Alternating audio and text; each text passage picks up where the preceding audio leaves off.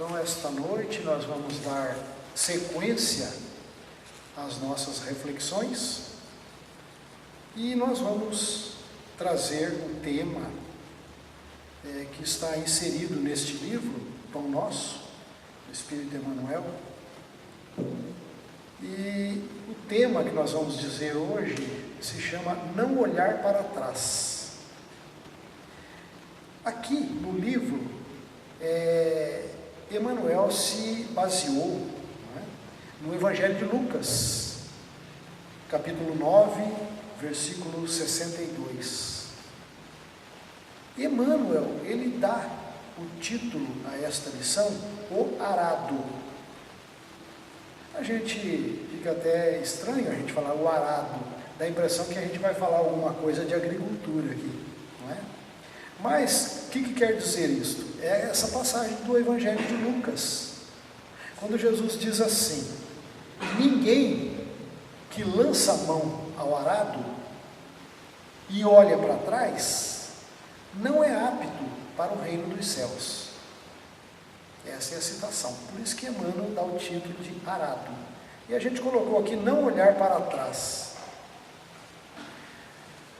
Todos nós que somos estudantes, estudiosos, e a gente conhece as passagens evangélicas.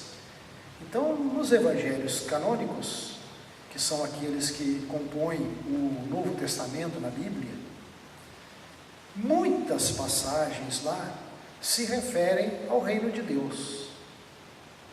Todos nós sabemos disso, já estamos acostumados com isso. O reino de Deus, se fala tanto no reino de Deus. Onde seria este reino de Deus, não é? Engraçado que ali, nos evangelhos, está bastante explícito que o reino de Deus é algo íntimo, não é? Jesus sempre se referia a isso, o reino de Deus está dentro de vós. Claríssimo isso, não é? O reino de Deus é semelhante a um grão de mostarda, que uma vez semeado, e se for cultivado e cuidado, ele vai crescer, ele vai dar uma árvore e produzir frutos. O reino de Deus é semelhante a uma pérola escondida, que quando você encontra essa pérola, você vende tudo que tem, descarta tudo para se voltar para esta conquista.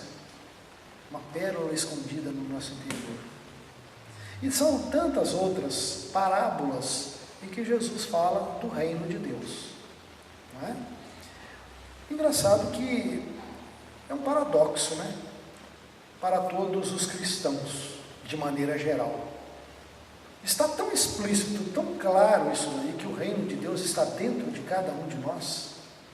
E a gente olha para os cultos exteriores que acontecem nas religiões.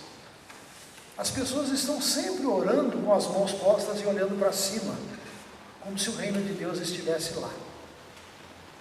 Olhando para fora e não olhando para dentro, onde Jesus mandou olhar para dentro.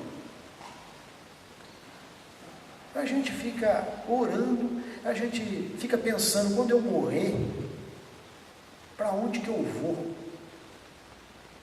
As pessoas imaginam que o reino de Deus é algum lugar externo, alhures, para onde a gente vai, depois de um julgamento, após a morte, não se sabe quando.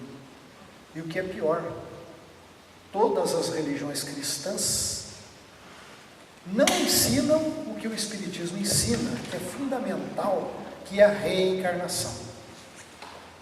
Portanto, para as religiões tradicionais, nós somos cidadãos do agora, deste corpo presente. Nós nascemos agora na nossa data de nascimento, somos um espírito de agora, nós não temos passado e, consequentemente, não teremos futuro do ponto de vista de experiências. Como explicar tantas diversidades existentes entre os seres humanos na Terra?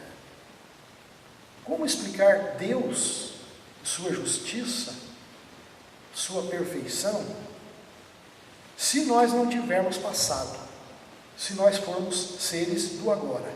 Como explicar isso? Forçosamente nós teríamos que admitir que Deus escolheu para alguns o berço de ouro, a felicidade, a inteligência, a educação, a fineza de trato. E para outros, uma grande porcentagem da humanidade que vive na miséria, tanto a miséria material quanto a miséria moral, intelectual. Quantos existem? O que explica essa grande anomalia, aparente anomalia, para o Espiritismo? O Espiritismo ensina a reencarnação, que nós não somos espíritos de agora, que nós somos espíritos de muitos e muitos milênios de evolução, que nós partimos lá dos seres mais inferiores da criação e trilhamos uma escala evolutiva de milhões de anos, desenvolvendo a inteligência, conquistando a consciência e o livre-arbítrio para chegarmos aos dias atuais e sermos aquilo que somos hoje. E que é melhor, com a perspectiva de um futuro brilhante, que está em nossas mãos construir esse futuro. Que só a vida eterna do Espírito, através de milhares de experiências na carne, nas reencarnações, nós poderemos conquistar. Então fica esse paradoxo.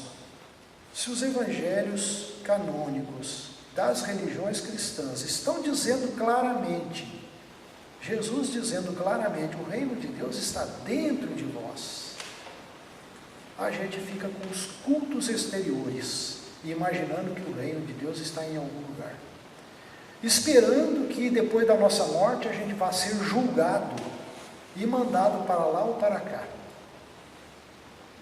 E aqueles que forem para o lado pior, não tem reencarnação, portanto não tem possibilidade de se recuperar dos seus erros. É uma incongruência isso. Fica difícil de entender isso. Muito difícil. Então como é que nós vamos entender essa questão? Não é? Veja que lá nos princípios do cristianismo, outra coisa que nós temos que dizer é que existe cristianismo e existe religião cristã. São duas coisas. O cristianismo é anterior ao cristianismo que nós conhecemos hoje, como cristianismo. Porque cristianismo antes de Jesus era aquele entendimento de que todos os seres, indistintamente, têm dentro de si aquilo que se chamava, na linguagem grega, o Christos, o Cristo interno, que todos nós temos. Depois que se constituiu a religião cristã, que o Império Romano adotou como religião oficial, não é?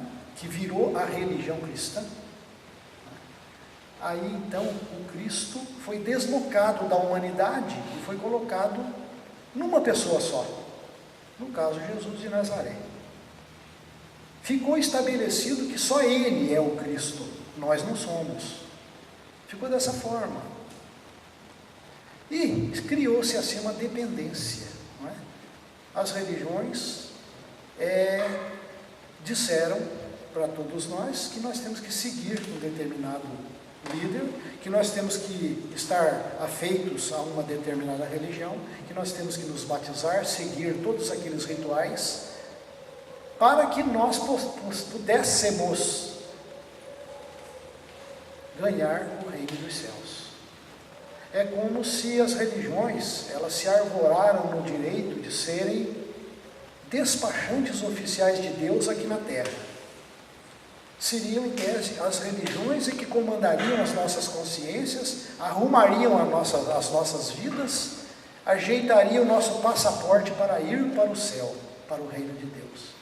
Fica essa ideia, não é? Então lá no princípio, quando após Jesus, havia muitos grupos que se digladiavam.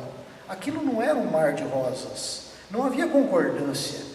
Dizer, inclusive, o próprio Espiritismo diz que o cristianismo redivivo. O Espiritismo é o cristianismo redivivo. Ora, depende de saber como é isto. Porque se a gente voltar àquele cristianismo no tempo de Jesus, havia muitos grupos que pensavam diferentes, não é? E sem contar o seguinte, que a quase totalidade da população naquela época era analfabeta. Não sabia ler e escrever, não.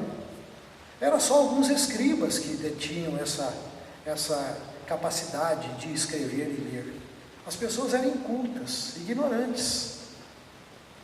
Não é? E aí então, havia muitos grupos. Qualquer semelhança com os dias atuais não é mera...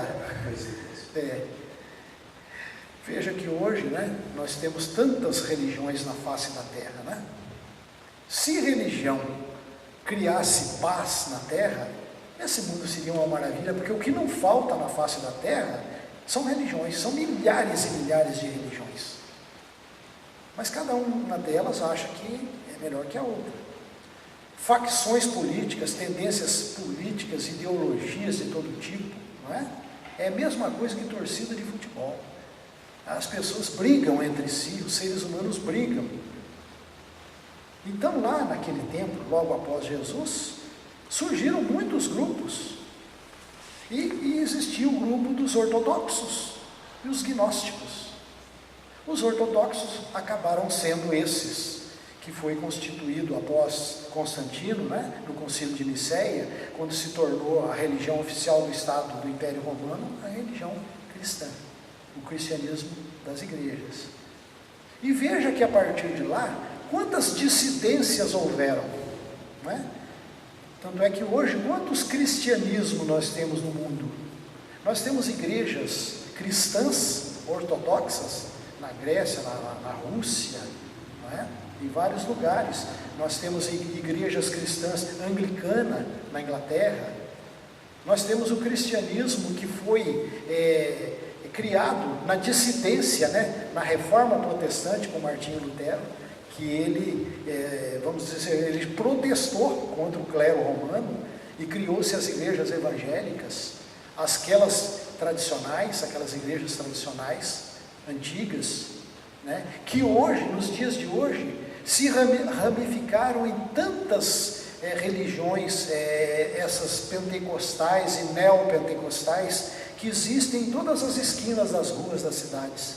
São milhares de religiões, todas ditas cristãs, e cada um com seus líderes, alguns líderes até bem intencionados, que ajudam sim as pessoas, que socorrem as pessoas, não se pode negar isso. A religião faz até bem para as pessoas, no nível cultural e entendimento de cada pessoa. E todos nós aqui sabemos que existem os espertalhões, não é? Os vendilhões do templo, conforme está lá na Bíblia, né, que Jesus chegou e desceu o reino daquele pessoal que estava ali, dos vendilhões do templo. Hoje, se fosse Jesus chegasse hoje aqui naquela situação, olha o que essas igrejas fazem para ganhar dinheiro, extorquir dinheiro de uma população sofrida e necessitada, não é? Veja que cristianismo é esse, não é? Mas tinha os gnósticos, e esse cristianismo ortodoxo estabeleceu que os evangelhos eram 4 evangelhos, esses que estão na Bíblia, no Novo Testamento, os canônicos, que lá na Bíblia está, né? Mateus, Marcos, Lucas e João, quando na verdade seria Marcos primeiro, historicamente Marcos é primeiro, né? Mateus, Lucas e João. Então, esses 4 evangelhos são, para a igreja, são os que valem, são os ortodoxos, né? Mas a gente sabe que naquele tempo existiam muitos outros evangelhos. Inclusive o professor Balber escreveu seus livros aí, de Maria Madalena, de Tomé, né? E tantos outros, né? De Judas. Havia muitos evangelhos, que a igreja excluiu como apócrifos, escondeu esses evangelhos. Muitos deles vieram à tona, depois, muito recentemente, por pesquisas arqueológicas, históricas, né? Inclusive o mais famoso desses evangelhos gnósticos, que a gnose quer dizer conhecimento, busca do conhecimento.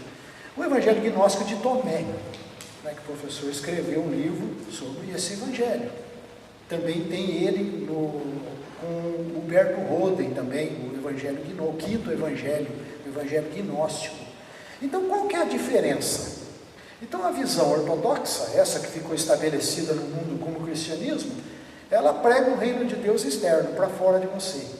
você cultua um Deus que está lá fora e torna o ser humano subserviente a essa religião. Pode ver que a pregação, o discurso das igrejas é sempre o mesmo. Nós somos pecadores rastejantes no chão da terra. Nós somos miseráveis. Nós carecemos da misericórdia de Deus. Deus tem que ter misericórdia de nós, que nós somos pecadores. Esse é o discurso. E nós só vamos ser salvos se nós fizermos todos aqueles rituais estabelecidos pela igreja. Os gnósticos mostram o contrário. Inclusive aquilo que nós dissemos no início. A gnose já está implícita nos 4 evangelhos canônicos. E as pessoas não entenderam ali o que está escrito ali, fica cultuando um Deus para fora de si. Um reino de Deus lá fora. Um reino de Deus utópico, que você deveria buscar e ir para lá um dia, quem sabe. E os gnósticos não. Os gnósticos trabalham a tua intimidade, a tua consciência íntima.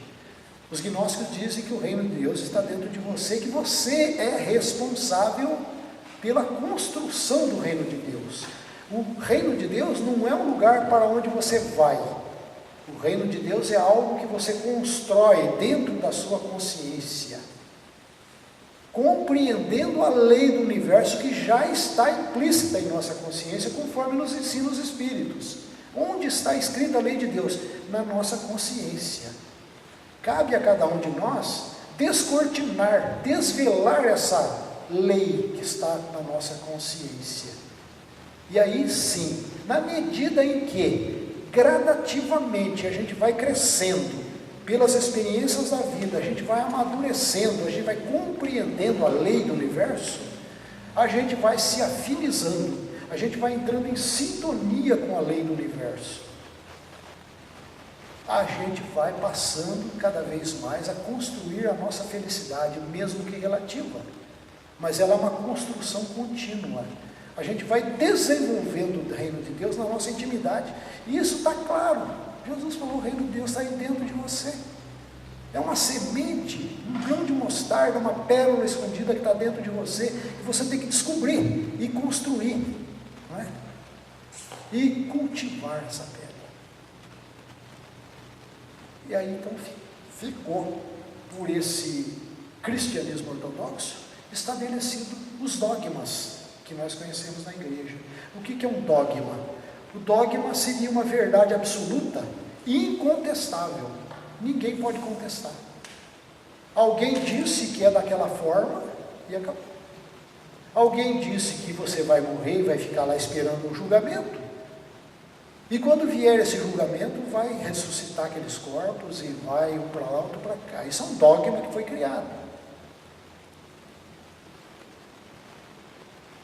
Então, veja bem, a gente tem dito aqui muitas vezes, as religiões são necessárias para as pessoas, atendem as pessoas no seu nível de consciência e de entendimento. Elas são consoladoras, porque inclusive o Espiritismo diz que é o consolador prometido por Jesus. Né? Todas as religiões são consoladoras. No momento em que uma religião consegue tirar um cidadão da sarjeta da vida e dar dignidade para esse cidadão, ela é uma religião consoladora, ela fez o bem para as pessoas. Mas as religiões têm uma limitação, né? As pessoas se sentem bem, se sentem acolhidas naquele momento, naquela relatividade, mas tem lá na frente uma fronteira que as pessoas não ultrapassam. Tem um limite. As pessoas não conseguem enxergar a longo prazo. Não conseguem enxergar nem para trás as suas experiências, nem para frente. Não é? Então, o que a pessoa acontece com as pessoas? Elas acabam sendo subservientes. Subservientes. Nós somos servos e vamos continuar sempre assim. O que a gnose propõe, os gnósticos propõem? Propõe a autonomia espiritual, que isso também é o propósito do Espiritismo. Não confundir Espiritismo com religião. Não confundir. Espiritismo é uma proposta filosófica, uma ferramenta para que nós apliquemos em nossas intimidades, é uma ferramenta para alavancar a nossa individualidade e nos tornarmos autônomos, para nos livrarmos da dependência religiosa, para que cada um de nós sejamos autônomos. E veja outra verdade que está lá nos Evangelhos. Está escrito lá no Evangelho, Jesus disse assim: vós podeis fazer tudo aquilo que eu faço, e até muito mais. Consultem os Evangelhos, está lá escrito lá. Ora, se Jesus disse isso, vós podeis fazer tudo o que eu faço, e até muito mais. Olha, se ele disse até muito mais, o que significa isso? Que ele próprio também não tinha atingido o ápice, porque ninguém atinge o ápice. Os espíritos vão progredindo. Então, grandes líderes da humanidade, como o próprio Mestre Jesus, não quer de nós subserviência. Ele se sentiria muito feliz com a nossa autonomia espiritual, com o nosso crescimento, nos tornarmos maiores de idade, vamos dizer assim, do ponto de vista espiritual. Crescermos, atingirmos a maioridade espiritual e sermos senhores de si próprio. Que é isso que a gnose, os gnósticos pregam, não é? Autoconhecimento. A gnose prega o autoconhecimento. Nós buscarmos dentro da nossa intimidade, nos conhecermos a nós mesmos, entendermos o potencial divino, o Cristo que todos nós detemos em nós. Cristo é algo para ser trabalhado, para ser desenvolvido. Este é o reino de Deus. Não é? Está em nós o Cristo. Não está pronto. Ele não é uma propriedade exclusiva do homem Jesus, do Mestre. Ele nos ensinou caminhos, nos deu exemplo, mostrou o caminho para caminharmos. Mas cada um de nós, agora vem o tema, cada um de nós que pegue o arado, a charrua, e are a terra de si próprio, para colocar a sementeira, para que ela produza a 100% por um. Que nós, ao colocarmos a mão no arado, isso é uma simbologia, que é a nossa tomada de consciência. Eu vou evoluir, eu vou buscar, eu quero crescer, e não olhar para trás, não ficar preso às circunstâncias passadas. É óbvio que o que passou na nossa vida serve como um banco de dados, um banco de experiências, como um retrovisor, que você dá uma olhadinha de repente só para se precaver dos erros que nós já cometemos lá atrás, para não repetir o erro agora. Então, olhar para trás, é normal você dar uma olhadinha para trás, mas que isso não seja doentio, tanto quanto estar ansioso para o dia de amanhã, que é a nossa próxima reflexão, que vai falar das ansiedades, né? Jesus dizia assim: não andeis preocupados e ansiosos pelo dia de amanhã, pelo que comereis, pelo que bebereis. Aí ele fala das aves do céu, dos lírios do campo, não é? Ele fala disso. Agora, nos dias atuais, na turbulência humana do planeta Terra, quem de nós não anda um tanto ansioso? Não é? Nós temos responsabilidades, nós temos família para cuidar, nós temos filhos, né? Essa situação que aconteceu agora recentemente, essa pandemia no planeta Terra, né? Tudo isso aí ajuda o ser humano a desenvolver a sua consciência, a mudar certos hábitos, certos costumes.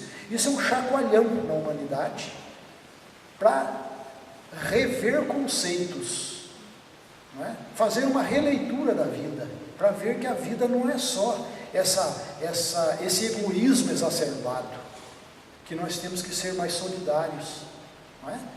Então, o autoconhecimento, a gnose, vai nos mostrar que nós temos um potencial em nós, que Deus já está ali, íncito em nossas intimidades, que só depende de nós acionarmos isso. Se nós ainda formos espíritos, vamos dizer assim, preguiçosos, que nós não estamos dispostos a buscar, né? Porque o Espiritismo nos recomenda isso. Já na abertura do Evangelho segundo o Espiritismo, o Espírito de verdade diz que nós devemos nos amar em primeiro lugar, e em segundo lugar nos instruirmos. nós temos que buscar instrução, iluminar as consciências para entender a vida. E ao entender a vida, as nossas atitudes diante da vida vão mudar para melhor, claro. Porque nós vamos saber, entender que somos responsáveis pela nossa felicidade ou infelicidade. Essa questão aí, esse dogma que as igrejas ensinam, que se você vai para o céu ou vai para o inferno, isso é dogma, isso é figurativo, não é? Até o Papa, né? Teológico. É teológico isso aí, é dogma. Mas veja aquele Papa que já desencarnou, né, famoso Papa João Paulo II, que todos nós conhecemos, João Paulo II. Ele já disse que essa questão de céu e inferno é um estado de espírito, um estado de alma. E nós, como espíritas, que sabemos que a vida é uma só, tanto faz você estar aqui encarnado como desencarnado, o eu consciente, o eu íntimo, que sou a minha consciência própria, é o mesmo. Então, estar no céu ou estar no inferno é uma circunstância atual, do momento presente. Tanto faz você estar encarnado como desencarnado. Se você está vivendo uma vida de harmonia com a tua família, com o teu trabalho, você está no céu, não é? Mas se você vive uma vida desarmoniosa, não é? Chafurdado aí nos desentendimentos da vida, nos conflitos humanos, nos conflitos familiares e tantas coisas que a gente vê, as pessoas estão no inferno. Não precisa esperar a morte para ter um julgamento, né? André Luiz que disse isso, quando ele chegou no nosso lar, né? Ele disse que esperava encontrar juízes para julgá-lo. Nada disso. Quando a gente desencarnar, a gente vai se deparar conosco próprio, com o eu, com a própria consciência do que fez, do que deixou de fazer, o que tem que corrigir, o que tem que fazer. Então, o julgamento é auto-julgamento. Não tem um julgamento de fora, não tem um Deus sentado num trono lá que vai nos julgar. Não, a lei de Deus já está na consciência. Então a gente vai fazendo autocorreção, auto-julgamento, né? Então, essa lição vem dizer para a gente que nós temos que trabalhar para o nosso conhecimento, para o nosso crescimento, para desenvolver a nossa autonomia, para caminharmos a vida pelos nossos próprios pés. E o Espiritismo nos fala muito do livre-arbítrio. É a liberdade de nós escolhermos e fazermos aquilo que queremos, mas com a devida responsabilidade. Livre-arbítrio e responsabilidade são duas situações que caminham juntos, são duas palavras, para dizer uma redundância aqui, anexas juntos. Uma redundância, né? Livre-arbítrio e responsabilidade. Você pode fazer o que você quiser da tua vida, assuma a responsabilidade do que faça. Se você errar, não tem castigo, não é pecado. Errar faz parte do aprendizado humano e ele ocorre pela ignorância e pela falta de experiência na vida, de falta de maturidade na vida. A gente erra por não compreender a vida. E é claro que existem aqueles erros perpetrados ao outro semelhante com conhecimento de causa. E aí já não é mais, como diz Emmanuel, não é mais um mal, é a maldade. Emmanuel nos coloca numa de suas lições essas duas situações. Existe um mal que é decorrente da ignorância e da falta de experiência humana, é um mal. E existe a maldade. A maldade é filha do cálculo, diz Emmanuel. Porque quando o sujeito calcula para levar vantagem em cima do outro, atropelar o livre-arbítrio do outro, o direito do próximo, ultrapassar os limites do seu direito para invadir o direito do outro e atropelar a vida do outro para levar vantagem na vida. Isso se chama maldade. As pessoas fazem isso de caso pensado. Deus vai punir essas pessoas? Não, não. As pessoas vão cair em si a seu tempo, cada um a seu tempo. Cada um tem o seu tempo. Quando, entre aspas, quando a ficha cair, a pessoa compreender o erro praticado, não é? E a consciência, a dor da consciência de acusar, não é Deus, é a consciência, é a lei que aflorou. e ele compreendeu o erro, o ser humano se autopune. O sofrimento é interior. O sofrimento vai fazer com que o ser humano queira mudar, queira uma nova experiência. E as reencarnações estão aí para isso, para a gente reciclar, para a gente recomeçar de novo, fazer outra vez. Então, não olhar para trás. Se a gente tem um propósito de se melhorar na vida, de evoluir, que a gente coloque a mão no nosso arado. Quer dizer, o arado nosso, ele demanda esforço, ele é pesado, ele dá suor, diz a lição de Emmanuel, que ele demanda uma interatividade entre o ser e o aparelho, a máquina, no caso, né? Então, dentro de nós, demanda esse esforço pessoal. Vai dar trabalho? Vai dar muito trabalho, né? Nada vai cair de graça, facinho, né? A gente vai ter que trabalhar, a gente vai ter que ralar na vida, buscar, ser persistente na vida. Jesus dizia, aquele que perseverar até o fim, será salvo. Mas não é uma salvação vicária que vem de fora, por um ritual. É uma autossalvação de si próprio perante a vida, né? É quando você se redime perante a sua própria consciência. E a sua consciência, a consciência de cada um de nós, que é o Cristo interno, que é o reino de Deus dentro de nós, a consciência nossa, está em uníssono com a consciência do universo, com a lei universal. Tudo que nós almejamos na vida, né, tudo que nós pensamos e agimos na vida, a lei do universo está consciente, está ciente disso.